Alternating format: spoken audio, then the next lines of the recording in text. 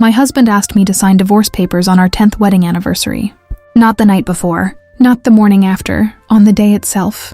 I had spent 3 weeks planning that evening. The restaurant where we had our first date, a card I had written and rewritten 4 times, because I wanted the words to be exactly right. A gift I had saved for quietly over several months, because I knew he had always wanted it. He had spent those same 3 weeks with a lawyer.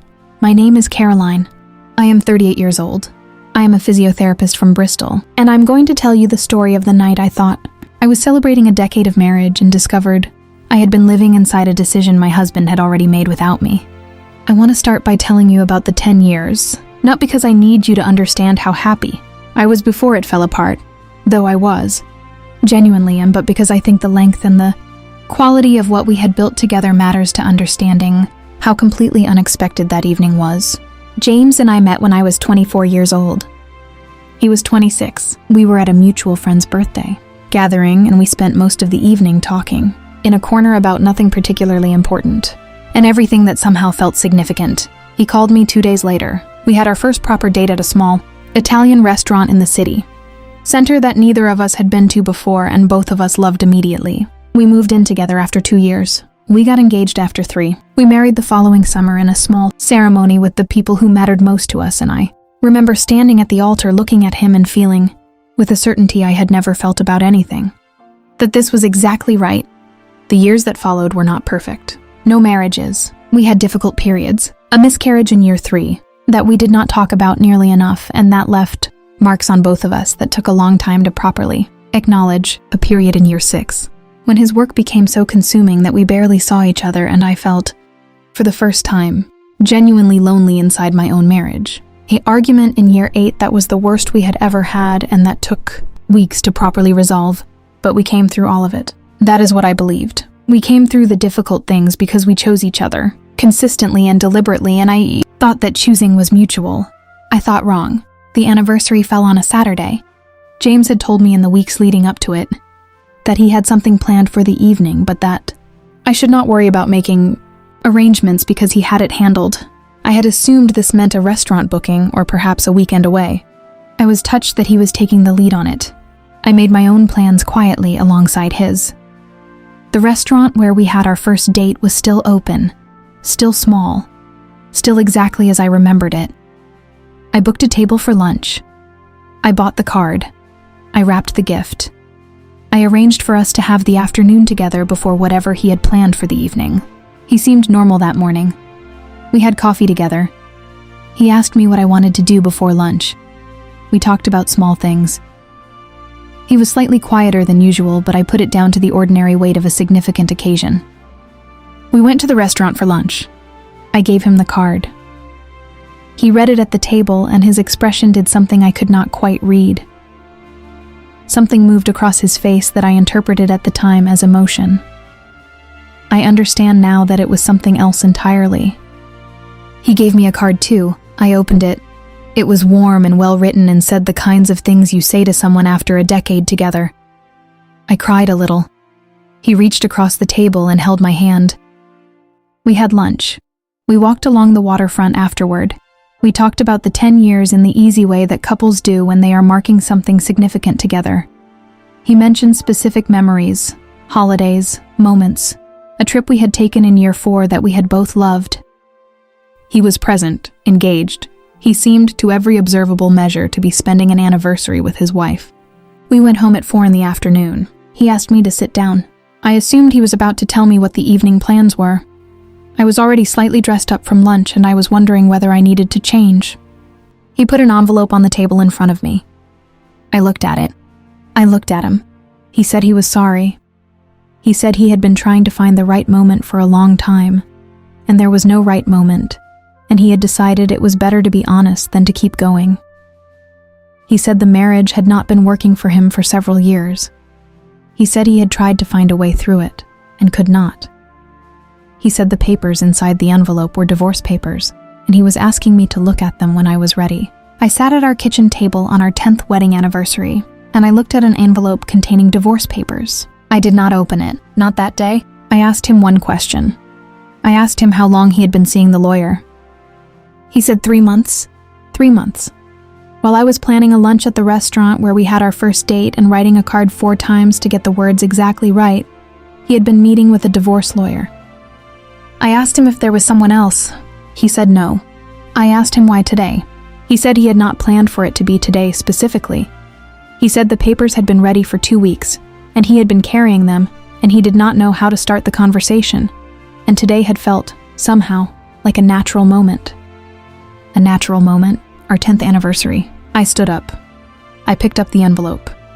And I went upstairs to our bedroom, and I closed the door, and I sat on the edge of the bed, and I held that envelope for a very long time without opening it. I could hear him downstairs, moving around, the sound of the kettle, the television turning on and then off again, the ordinary sounds of a person in a house who did not know what to do with themselves. I opened the envelope at around 7 in the evening. I read every page. I am a thorough person by nature. It is part of what makes me good at my job.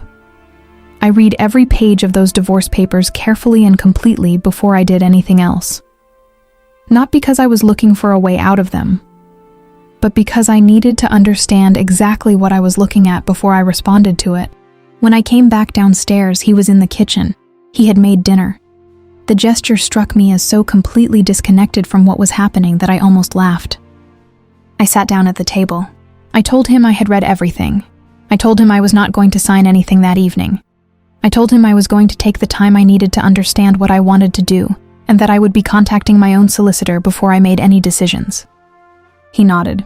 He said that was completely fair. He said he was not trying to rush me. I told him I needed him to sleep in the spare room. He said, of course. The following weeks were the strangest of my life. We continued to live in the same house while the machinery of our uncoupling began to move. I saw a solicitor.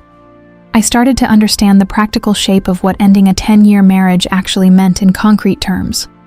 The house, the finances, the shared life that had to be carefully divided.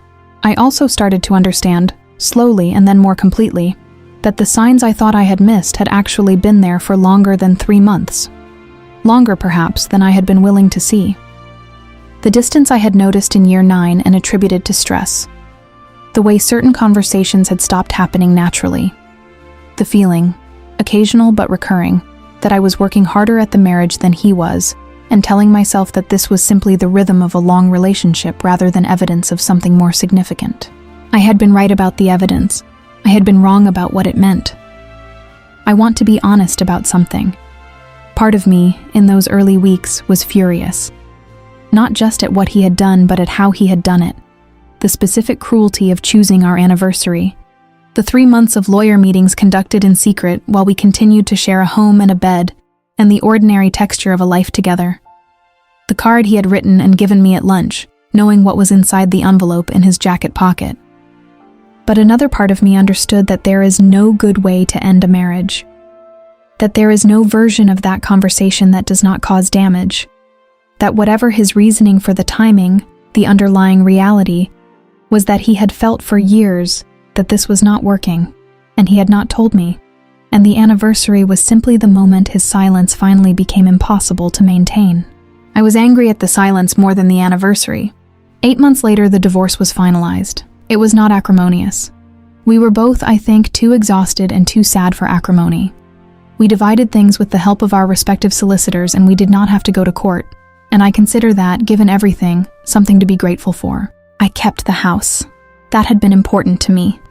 I had made it what it was over 10 years, and I was not going to leave it because he had made a choice I had not been part of. I still have the card he gave me at lunch that day.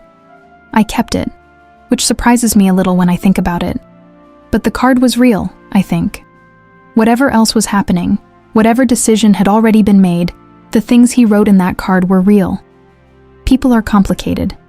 You can mean what you write in a card and still have divorce papers in your jacket pocket. Both things can be true simultaneously. That is perhaps the thing I have found hardest to hold. Not the anger, not the grief, but the complexity. The fact that 10 years of something real can coexist with a secret that dismantles it.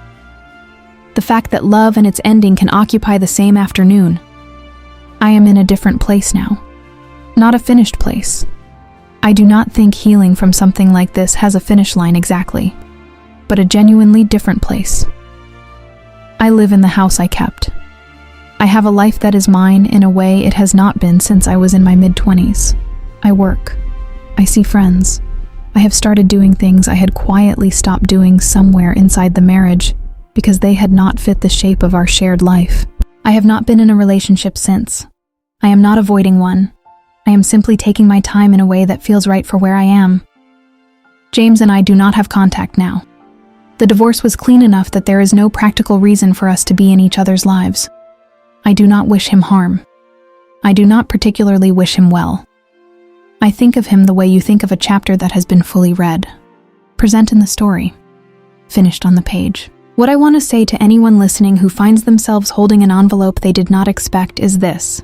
The shock of discovering that someone you trusted had made a decision about your shared life without you is one of the most disorienting things a person can experience. Not because the decision itself is necessarily wrong. Marriages end. People grow in different directions. That is real, and it happens, and it is no one's fault in any simple sense. But being excluded from a decision about your own life is a different kind of wound. And it takes its own kind of time to heal. I healed by taking the time, by not signing anything until I understood what I was signing, by asking for what I needed, by keeping the house, by reading every page of those papers on a Saturday evening while the kettle boiled downstairs, by treating myself, from that evening onward, as someone whose decisions about her own life mattered.